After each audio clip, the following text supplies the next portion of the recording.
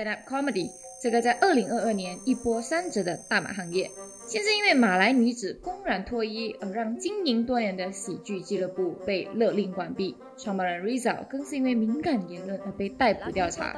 到底喜剧在大马还有没有未来？ BPK 讲笑话一直被骂，又应该作何感想呢？今天我们请到了 Crackhouse 的当事人 AKA 喜剧大咖 Rizal 来为大家一一解答。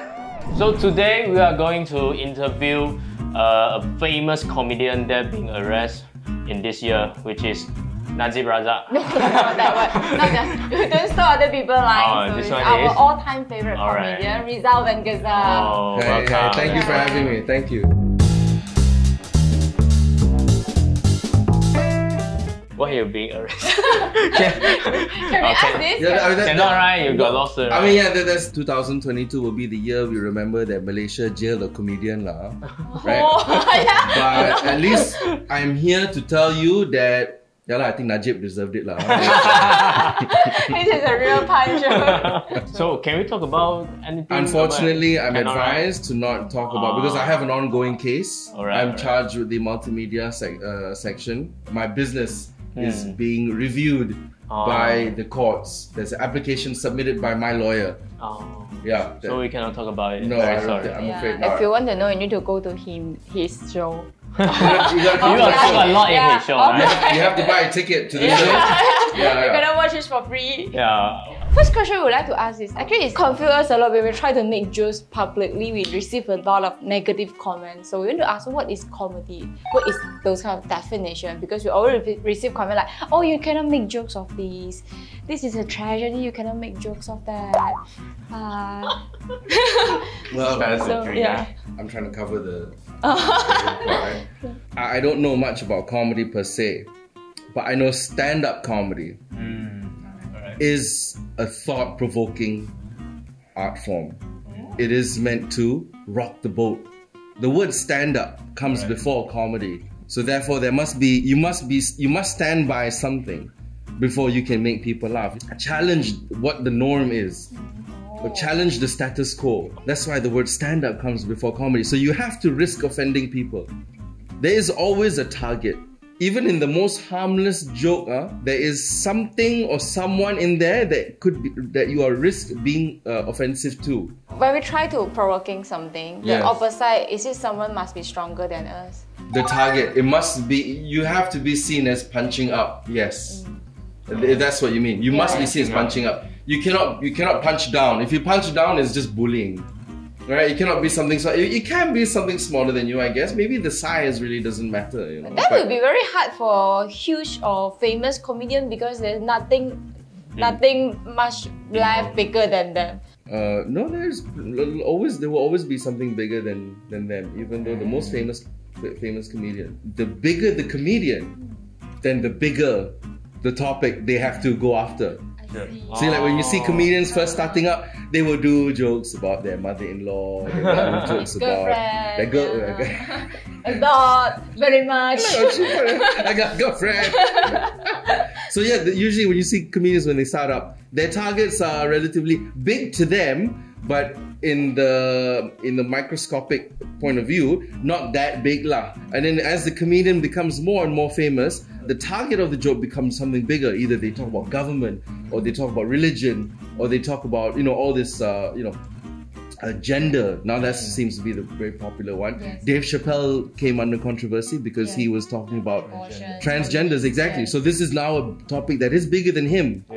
You see? So, but when he first started out, you see skinny Dave Chappelle, what was he talking about? He's talking about, getting caught by the police, you know what I mean? Like, yeah, he never would touch this kind of topic before. Now that he's big enough, he has a voice, he has the platform. Bigger the power, bigger responsibility. There you go, the bigger the power, the It's bigger like the Spider-Man quote. I never know stand-up comedian brings such huge meaning. To quote another comedian now, Gina Yashere, whatever you joke about, the recipe would be done right if that target of that joke is sitting in the front row and laughing at the joke. So say for example, you want to make fun about the Prime Minister, you want to make a joke about Prime Minister, can the Prime Minister sit in the front row and laugh or not? If he can laugh at that joke, it's a good joke. But sincerely lah, obviously when you cannot fake laughter, you will know when somebody is faking laughter. You want to make jokes about women, you got to make sure women in the room are laughing.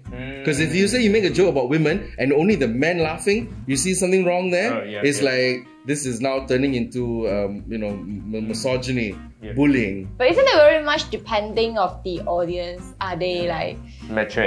Yeah. Well, I mean, that's just like I say, that the very nature of stand-up comedy is thought-provoking. It is meant to rock the boat. So if you are not used to that, environment, then you might not have the stomach for it. As I've been running Crackhouse for many, many years, I talk about this a lot with all the comedians. I like to think that stand-up comedy is for everyone. Everybody can enjoy. But obviously this year I learned a harsh lesson.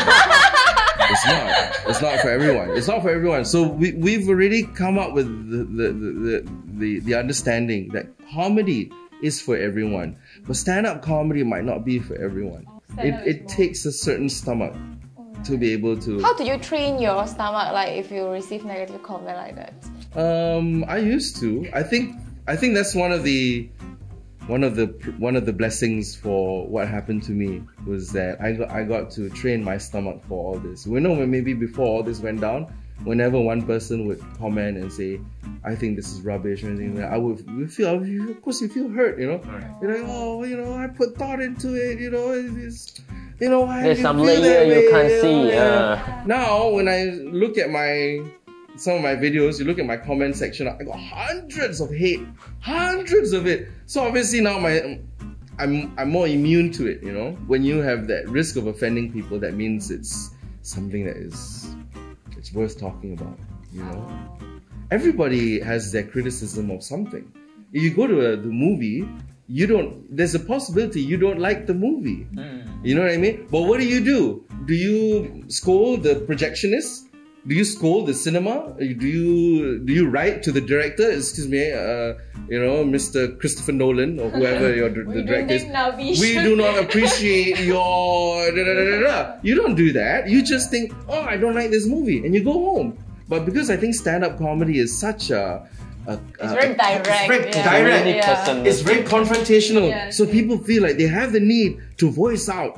This guy said something. All he did was say something, man. Movies took a whole production. They got costumes and actors and scenery and everything like that. Oh, this one, you can let it slide. But one person with words, that is very interesting when you think about it. It all boils down to the human psychology, which now I'm not qualified to venture further into. So if somebody has an idea that is opposing to you, yeah, fine. You should be aware that there are people like that out there. But how you confront them about it is, can be either, meaningless or it can be very effective, So after all this, would you be more careful about your jokes? Would you make less racial joke? I think it's important. It's not so much what I say. I know what I'm saying is funny. It's where I'm saying it. So if I'm, say, for example, performing in Kuala Lumpur or a theater or some music venue, I know that the people coming there are those that can accept what I'm doing. So it's a safe place. But if I'm, say, for example, if I'm going to go and perform in Kuala Besut, in Kelantan, obviously then, it's not about what I say, it's where I'm saying it. So if I am there, I have to, of course, be mindful about what I bring to the table. I still want to make them laugh. I still want to do what I do. But maybe you will choose the topics more carefully, and my approach will be much different, The last time you put it on TikTok, is it a wrong place? This is the year where I had my partner, I had my friends, Jason Leong all told me, hey, you should put some videos online, You should put some videos online. I think it's time for you to... So it's their fault? Yeah. Thanks, guys. Thank you. But yeah, all this while, for 8 years, I never put my stuff online. I never did, because I wanted to sell a live experience. And word of mouth is the one mode of marketing that still works for stand-up comedy. Just now we're talking about the social media and media. So right now, are you afraid of? we asked him not to show this. Not yeah, afraid. later the haters will They screenshot. purposely gave me this cover, right? No. So I'll be like, oh, you know, stand-up comedy, you have to do what is right and appease the people. This is one of our merchandise. It's very clever. It is very clever, I have to say. Because we do Mandarin show. 嘉雯乱水 Konfius 脱口秀专场即将登场，最冒犯的争议话题。马大毕业的应该是成绩很好，家境不好咯。黑乐毕业的应该是成绩不好，家境很好咯。哦，拉曼毕业的应该是。最劲爆的八卦内幕。马华负责捍卫华人，国大党负责捍卫印度人，木桶呢就负责捍卫罪犯。不是，人家是捍卫马来人。啊，你讲马来人是罪犯啊？我才没有在标。当然还有最无聊的谐音梗。安邦有一家妈妈被拍到老鼠在里面偷吃炸鸡，哇，这简直就这才是真正的米其林吧？谐音梗哪里有无聊 ？YYDS。他的笑话会让你发笑，会让你思考，还会让你下地狱。哎呀，没有这样容易下地狱的啦，我都没有接赌博广告。总之呢，这就是嘉雯乱水脱口秀专场。2023年3月，除了 PJPAC， 还设有怡保和槟城专场。更多详情请点击链接，我们不见不散。哎，家中，打不到。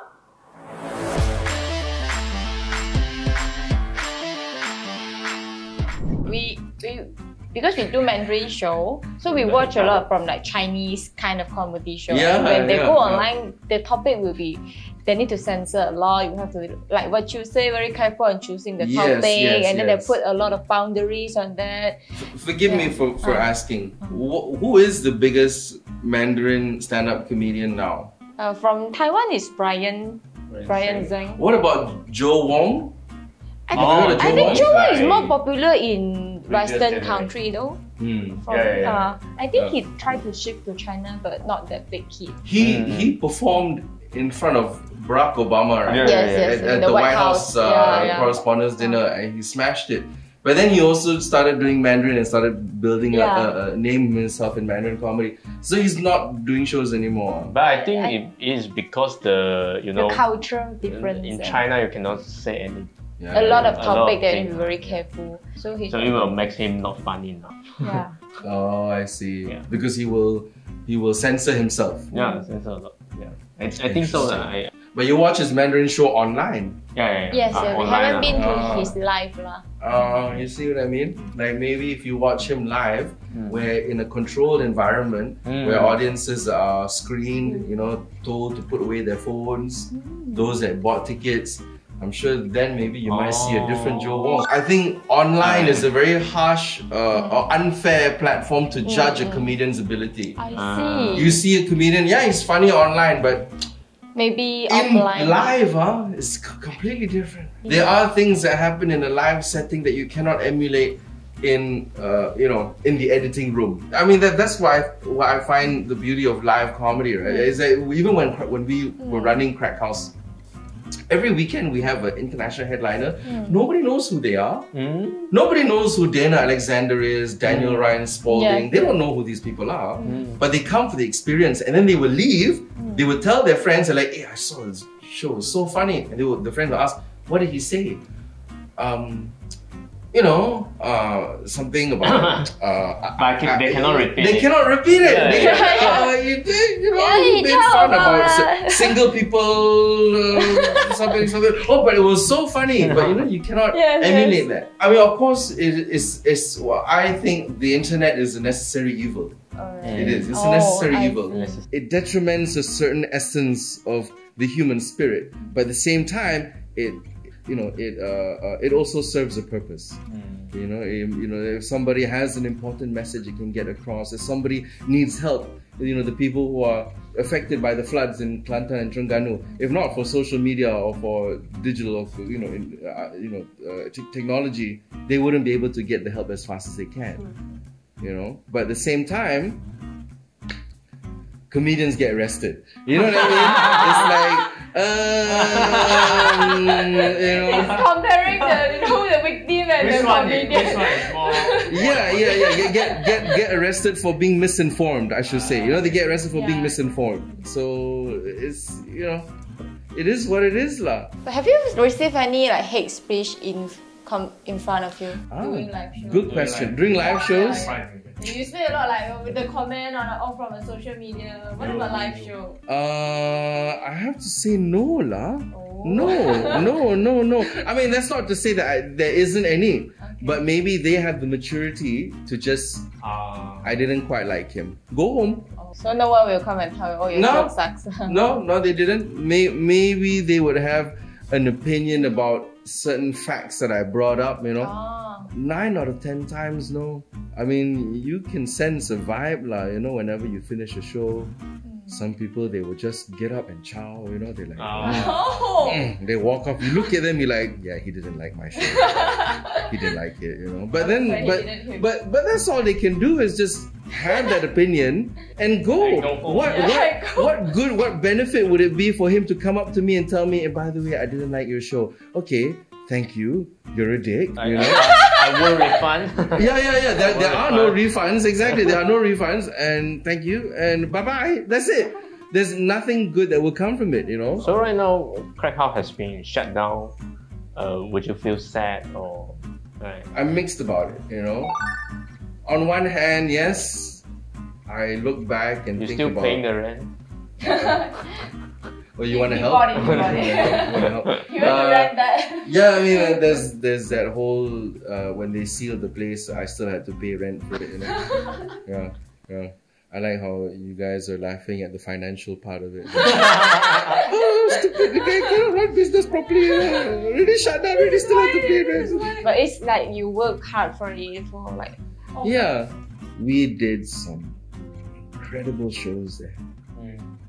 People would come out and they would watch comedians speak about things that they themselves would never ever find themselves listening to or laughing at. But they would laugh and they would listen. And then after the show, they'd be like, I can't believe I just saw what I saw. I can't believe I just, that feeling, that you're doing something more than just, you're essentially changing lives, And then on the other hand, I am being held back as a performer.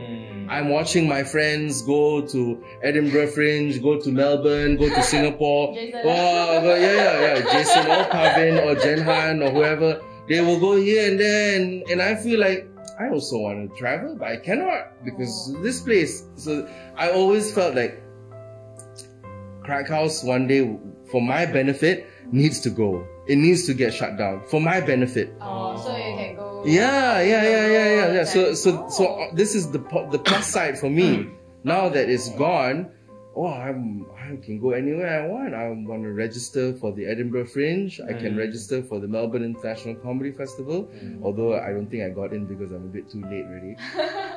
Next year, apparently they're packed with the overseas comedians, But there's always the year following. Yes. And there's always regional shows. I can finally, I did the first place I performed after I came out of lockup was in Manila. I opened for Atul Khatri.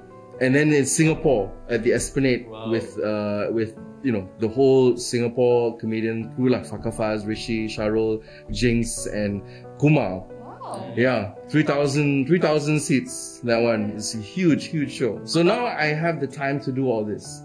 Before when I had Crackhouse, there was no time whatsoever. Which one do you prefer? Like I said, I prefer this, but at the same time, it's like. Yeah, I didn't get to travel, but with Crackhouse, the world came to us. It's another kind of value. Yeah.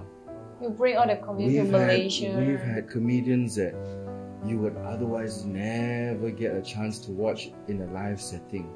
Never get a chance. And yet you were there. You would be there in a shop lot in Taman Tun, Dr. Ismail, hearing them telling their stories, and connecting with an audience, connecting with a person that you would never ever, we created we were within our comfort zone. We were put out of our comfort zone. Does that make sense to you? I see. Yeah.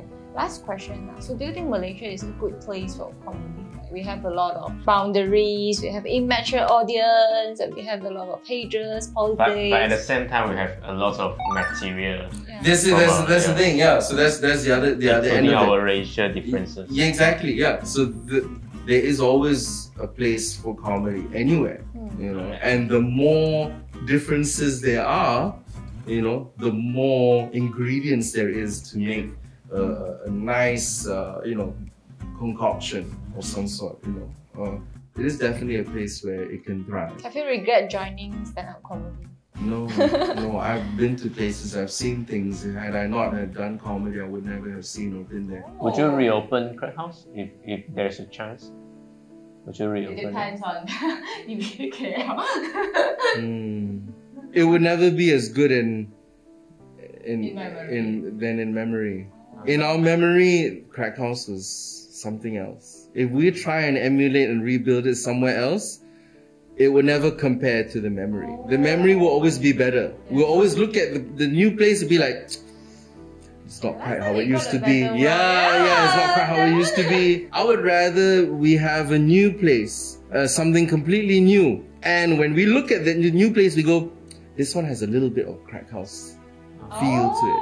Okay. So this would be a much more nicer thing to achieve, rather than trying to rebuild and rebrand something that really we should just bury it lah. In fact, the co-founder that helped me start the whole start Crackhouse even gave it its name. He passed away in February.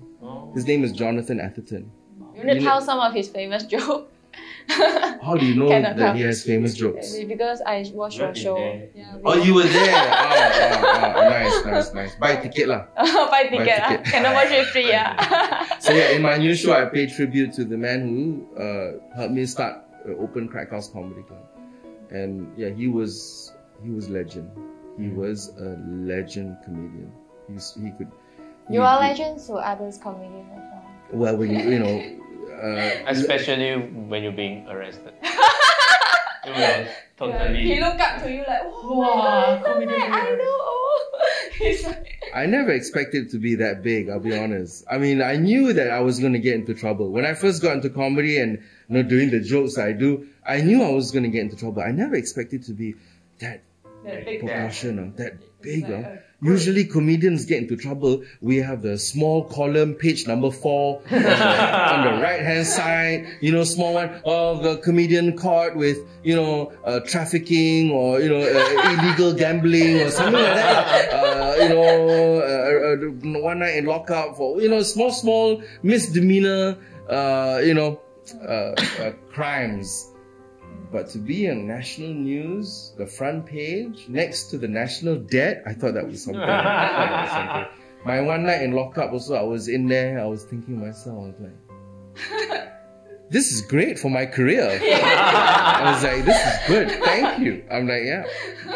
Would you find the material in the look for the material for the job? Of course, I wrote a whole 1 hour of jokes. And if you want to hear it, you have to buy ticket. Can promote a show here. What ticket? Where can I get the ticket? I think the next show I'll be doing will be at Bobo KL. We'll be at Bobo KL on the last weekend of January. That's when I am headlining Bobo. In fact, the whole month of January, we are taking over Bobo KL's calendar because musicians are not free. No lah. Bobo, they're very kind. They give a platform for stand-up comedians. So the whole month of January, you have a different comedian every weekend. I am taking on the last weekend of January. I'm not sure what the date is, but you look at calendar, you find out lah. And just follow me on social media to get the details. Alright, thank you so much for coming. We wish you all the best for your court case, and looking forward to our next show as well. Thank you. And I'm looking forward to see your shows. Even though so I don't understand what is going on. I'll give you a ticket. Yeah. We will give you a ticket. I would love to be there. I would like to be there. I have sat through Cantonese shows and Tamil shows. I don't understand what's going on, but the impulse to laugh is suddenly there. You know, I think the tone, the rhythm, when the performer is saying something, and then I was and then I look at my friend. I don't know why I laugh, but I just feel like it was funny. You know what I mean? Like because you understand, it's more than language. Right? Comedy it transcends language. It's like when I listen to English. Yeah. Alright, thank you so much. 嘉雯的个人专场脱口秀 Konfius 乱水即将来袭，赶快点击以下链接了解吧。